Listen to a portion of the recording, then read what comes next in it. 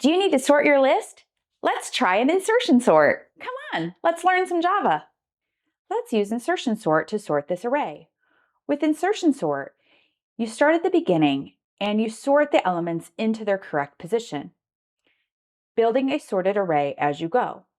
So we'll start at the very beginning at index 0, and 7 is sorted in relationship to itself and nothing happens. We go to index 1, 3 needs to be put before the 7, so those two values will be swapped. Then we go to index 2. The 9 is already sorted in relationship to 3, 7, and 9, and no movements need to be made. The value 1 needs to be moved to the beginning of the array, and all the other elements will be shifted to the right.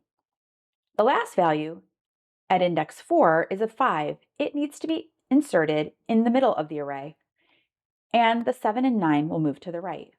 Now our array is sorted.